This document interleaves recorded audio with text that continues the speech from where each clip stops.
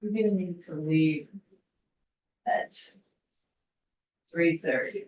We'll be done, probably should be done by then. Okay. Good afternoon, it's Wednesday, February 28th. We're running a few minutes behind, have a long floor session.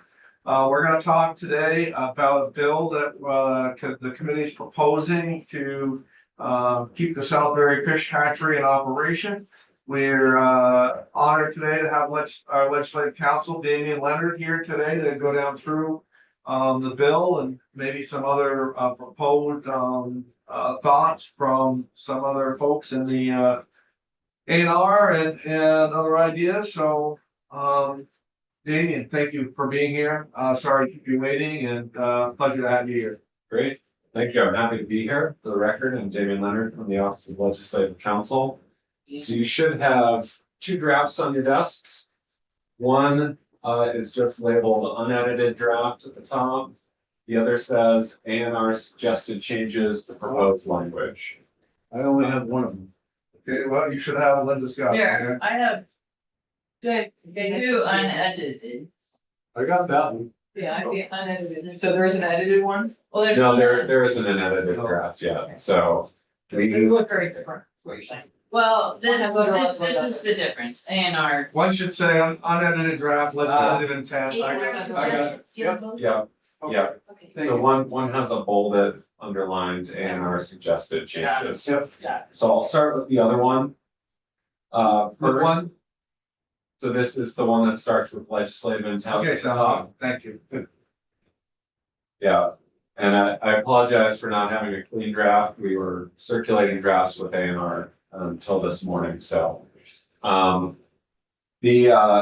So what this is proposing, the legislative intent lays out, or that section lays out a legislative intent that the Salisbury Fish Hatchery would, subject to annual appropriations, continue operating through fiscal year 2027.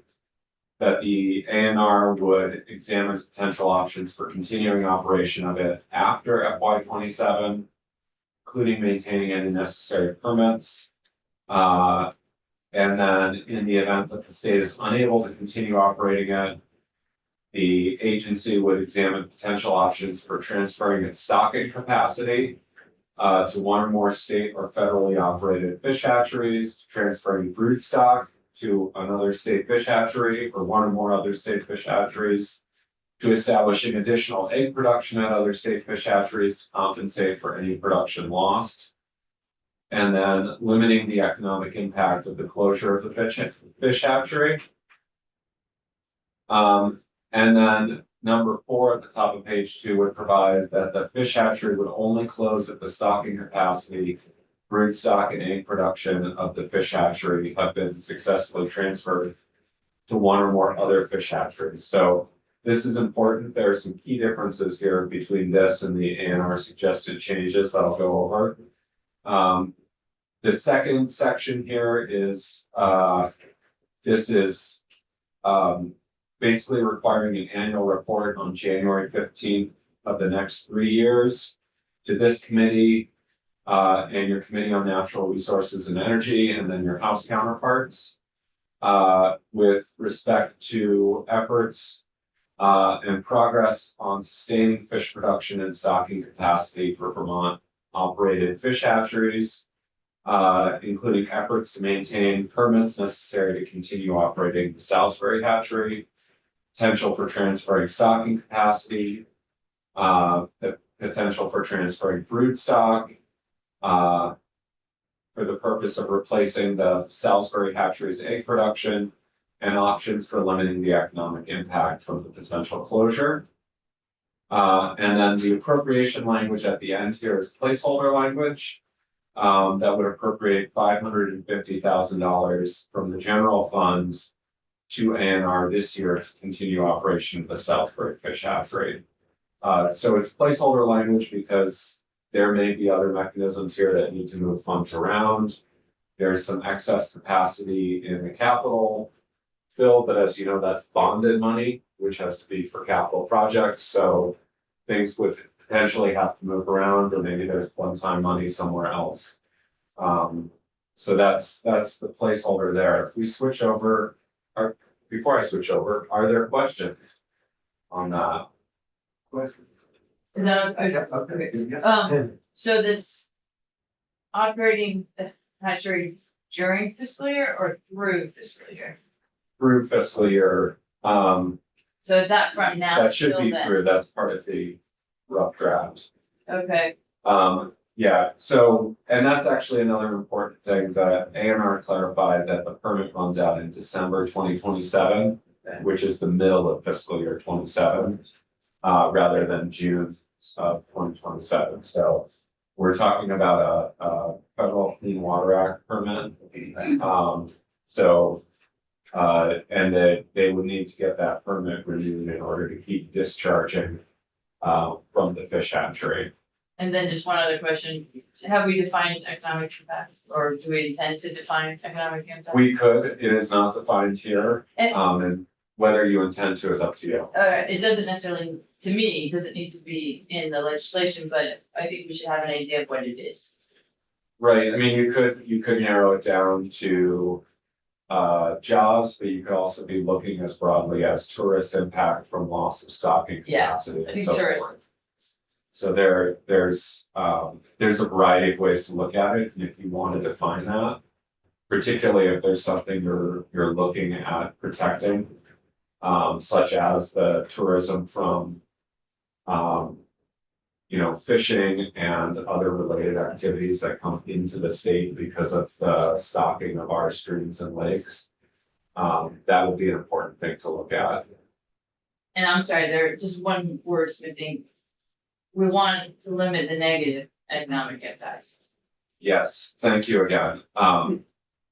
And just something for the committee. I'm learning a lot about trout, and what I've learned or what I've heard is that in my area, that the stocking has really been reduced in the past few years. So when we do talk about economic impact, I wouldn't want to assume that what's happening right now is all that should happen.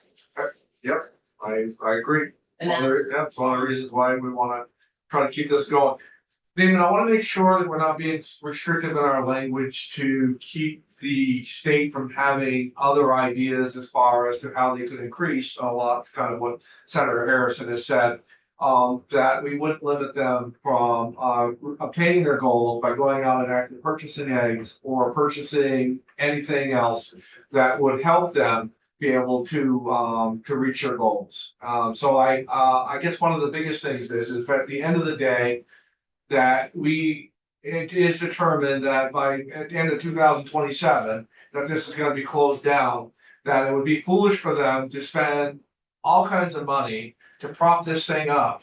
And then when there is a cheaper way for them to obtain the same goal. So I wanna be sure that we're not putting hundreds of thousands of dollars, if not millions of dollars, into a facility with the intention that we're just gonna close it down, and where they could, okay, we recognize where we're at. It looks like 2027 that we're gonna close, and we have this option here. So I don't wanna so restrict them from being able to reach their goals, especially by pumping money into something that we're just gonna close down and then, in a sense, waste that money.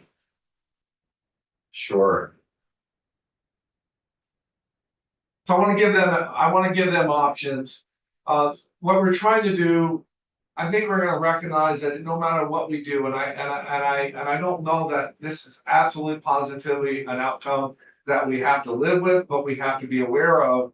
Is that we're being told a little bit that the ramp up, even though, the reason why we're keeping this open is to minimize the ramp up of what the stocking program is. It might not be as robust as if this was the remaining operation. So we want to give them every opportunity to make it robust. So that's kind of where I'm at with that. yeah, So, make a lot of fish. yes, make a lot of it. All right, I'm making just a few notes in my draft here.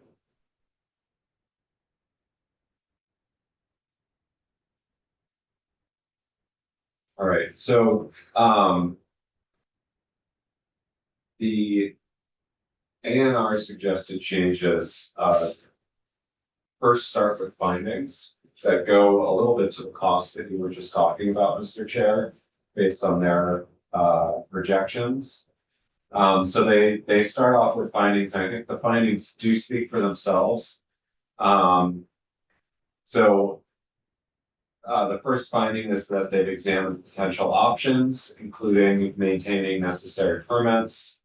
A consultant in 2012 looked at upgrading the facility to improve discharge treatment so that they could maintain that NPDES discharge permit that they have currently under the Clean Water Act.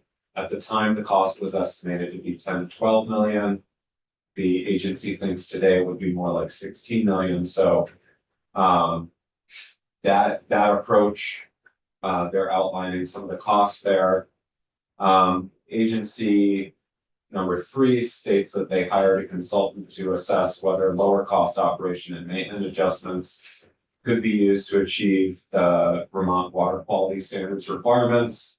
The assessment cost $280,000 and resulted in the successful issuance of the current NPDES discharge permit. But they're not likely to continue to achieve compliance in the future. And they've resulted in higher operating costs for the facility. And then number 4, it identifies significant costs associated with transferring the capacity, stocking capacity, brood stock and egg production to other state fish hatcheries, in terms of both infrastructure upgrades and staffing. And they cite additional infrastructure investments required at Grand Isle on the order of $5 million. Plus 2 to 3 additional staff and increased annual operating costs. And then the final proposed finding from ANR would be that delaying the closure may result in loss of staff and positions, and the department can currently transfer existing staff to 3-year positions that are paid for with federal funding, but the funds need to be obligated quickly. So I think, again, those speak for themselves. I think the commissioners coming in tomorrow can answer questions about those. Yep. So I'll move to the rest of the bill. What they took with the legislative intent is they struck most of it. And provided that the fish hatchery shall, subject to annual operations, continue operating through fiscal year 27. And the fish hatchery shall close if the facility is unable to obtain all necessary permits. And so they struck out the large middle chunk of the findings in the original proposed language, or they're suggesting striking that out. The changes in the report language are only on page 3. They just they changed to December 2027 instead of through fiscal year 2027. And then in the placeholder language, their suggestion is a $2.5 million one-time appropriation of operating funds necessary to keep it operating through December 2027. So I think they're anticipating growing costs of operation year over year. Again, the commissioner can speak to that a little bit more. I'm gonna tell you, the committee, that this bill will be dead in the water if that's the monies that we're seeking, okay? So, that's just not gonna happen. Also, we do have some more guests in the room. I just wanna call on, Mr. Carpenter. Yeah, if you wanna just state your name for the record. Oh, sure. Jared Carpenter, Chair of the Vermont Council of Trout Limited, wearing that hat in this situation for the hatcheries. Okay, as far as that permit, as far as any of your knowledge about that permit, and ending the operation of that hatchery through December, are you aware?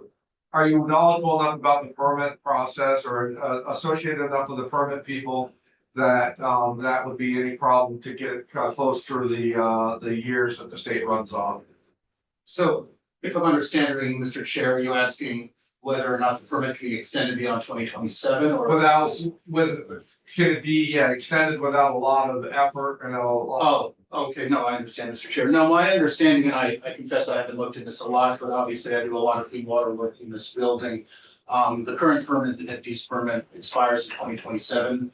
My understanding is based on not only some new federal conditions, but also some disagreements between DEC and Fish and Wildlife on placements of pipes and things of that nature. That yes, in order to put the infrastructure in place to clean the water enough for the effluent going into the discharge point where it's going, it costs $10 to $12 million. Okay, so without doing anything, Mr. Carpenter, without doing anything, we best probably try to keep unless, it's decided during those 3 years by the state and by the legislature, and we're willing to spend the money. It would be your best guess or best advice that we should probably try to stay with the December 27th closing. For the record, Trout Unlimited would like to keep the hatchery open. Trout Unlimited also, we also understand that $10 to $12 million is a lot of money. We would love to see it if my understanding is there has been some conversation over the years between DEC and Fish and Wildlife disagreement. It would be great if they could work out something to extend this permit that did not cost $10 to $12 million. I'm not sure if that's possible. If it's not, then yes, if between now and then a more organized shutdown would be preferred, so stocking capacity can be picked up by other state or federal hatcheries, other facilities. We have a program called Trout in the Classroom, which we get our eggs from Southbury Hatchery. That's 99 schools around the state where we get the eggs, and we put together an education program where they raise little fish and they release them into the river in May. We're not sure if we can get eggs from other facilities or out of state. There's just a lot of those little details that a more organized closure would probably answer those questions. First and foremost, we'd love to keep the hatchery going. We understand that might not be Mr. Covey, constantly prudent. Go ahead. Mr. Covey, related, and I'll have you introduce yourself after I get my question out. After, related to anything we talked about today, I know you have a lot of knowledge and a lot of opinions about where it is, but anything that we've talked about so far, is there anything that you can add or want to add, that doesn't sound good to the Federation or any of the other people that you would be representing? So for the record, Mike Covey, Executive Director of the Vermont Traditions Coalition. It's our understanding that there have been less expensive options put forth. I just in the last hour received the results of the public records request. It indicates that some records have been withheld. So until I look through that, I can't say for sure, but my understanding is that the engineering company that was first tasked with determining a way to move this facility forward said the simple solution is pipe the effluent down to the mainstream. And the response from DEC, and this is secondhand knowledge, right? I'll concede that. The response from DEC was, well, then, the stream no longer has water in it. Because the stream that comes out of the hatchery is created essentially by the hatchery. Correct. So the response from the engineering team was simply pump some water into that stream as well, from a separate source. Then you completely clean the stream and you've taken the outflow to a place where it is diluted enough to be reasonable, right? And so we hear negativity about the concept that dilution is the solution to pollution. And there's some validity to that, right?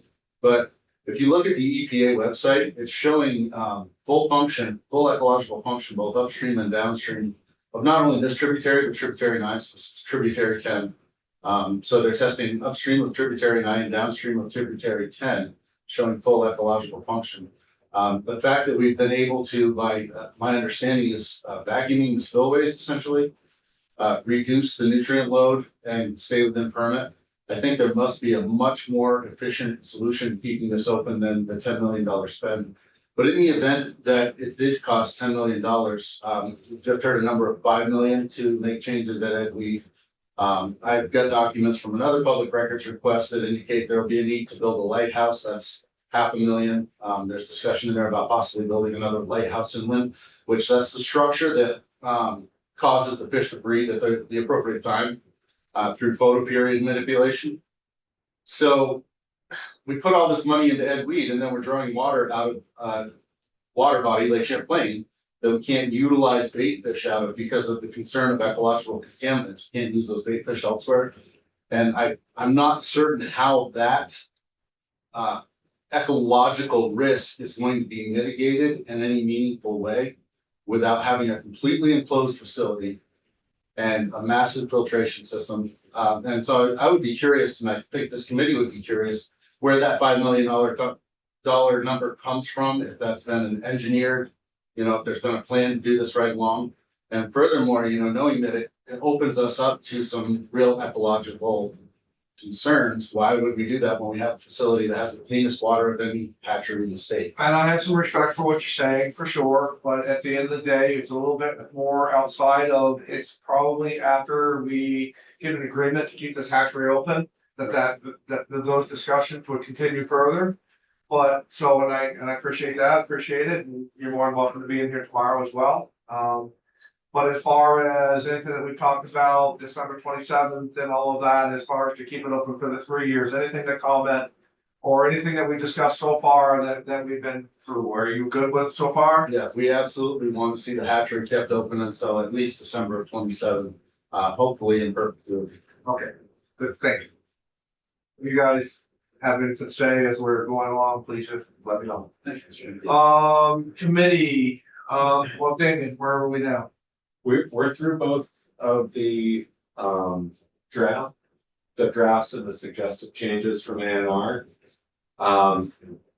And I've got notes on changes to make if this language moves forward in its current form. So I think, are there other questions for me, or is there anything else that you'd like to prepare before you hear? Just, Yep. drafts of it, the A&R draft. You Yep. mentioned the word Grand Isle on line 3 of page 2, Yeah, and it would just be nice to say like Grand Isle Hatchery, I think, to just establish what we're talking about. yeah, I mean, it is So- hatchery there, right, or is it called something else? yeah, to be clear, so these were. It is the Grand Isle Hatchery. These were A&R's comments on it that I just accepted all of their proposed changes So we- without any editing or wordsmithing. So this is so we'll talk a about rough draft being sent back to them and then rough comments coming back to me. Yeah, so if you decided to move forward with something like this, I suggest at a minimum phrasing the findings differently. that. And then, I think we're gonna stay, unless the committee, tells me different through discussions and we have the decision we come to. I wanna stay as close to the original version of what we put forth. Giving the agency some flexibility in keeping the stocking up. Again, I'm not looking to spend, we'll know soon enough, whether it's gonna be an effort, worthy, from, all the advocacies that we have, including the Senate. As far as, how long this will stay in operation. I get what our guests are, commenting on about as far as what they'd like to see. I'm betting that public opinion probably is swayed in that way. At the end of the day, we can only do with what we can do. We're restricted on some monies, we're restricted on, what we can do on some time as well. So, I think we wanna stay as close to the language as we can, allowing them for flexibility. And then get a placeholder for some monies, so, because it's disappearing fast in this bill. so I'm planning to be here for the testimony tomorrow. Oh, too. good. I have a window of time, so I'll join you for that, and then. Does it make sense for me to put together a new draft as soon as that's Please, yeah. done or before? Please, no, if you could, and you could, if it's something that you did, you could get it to me so I could review it, and, if that's the way it worked out. And then I could get it to my senators as well, and then it could be kind of, what we're talking about, so we hit the ground running tomorrow. Okay, yeah, I'll make a few changes. You're a here, busy guy, so, and I then- appreciate how fast you got it out before, so I'm not saying, please just go home and pound this out, but. I don't think there's too much. But when we see it, I appreciate Yeah, it. I don't think there's too much yet, but I will track the. Allowing A&R DC to come up with innovative solutions to maintain. Stocking capacity at a lower cost for the state. Yeah. So, Minnie? I have a question for you, but not specifically for David, just, I think in the interest of transparency, it would be helpful to have these reports that A and R references on our website. Yep. Speaking of the Yeah, public, so Linda the, was gonna do that, she actually asked me whether I should have, I said, no, listen, I Well- wanna redo them as a committee. first." yeah, well, not this, but that, the reports, like, I hired a consultant in 2012. I'd really like to see that report that has the cost estimates. And then the A and R, there's another, the assessment that cost $280,000. I'd love to see that report. Should be able to, we'll get them in tomorrow. Right, well, let's ask if, Yep, absolutely, yeah, we and should then be if we able can to. also, like, I'm not gonna promise I'm gonna read them all tonight. Yeah. But it would be great to have them available before tomorrow. I don't know if that's I possible. doubt that that's gonna happen, Yeah. but before we vote the bill out, I will make sure that you get a chance to see them. I'm not trying to vote this out on Friday. So if we can, maybe, we'll see how it all goes, but, we'll have them in tomorrow, or we'll request that we can have those reports. And then, you know, if we can't get it out on Friday, we'll do it, so. I can send them an email just asking for these. These should be obvious and available Yeah. on their websites. So I'll, if, unless you don't want me to do No, that. no, I'm fine with that. Okay,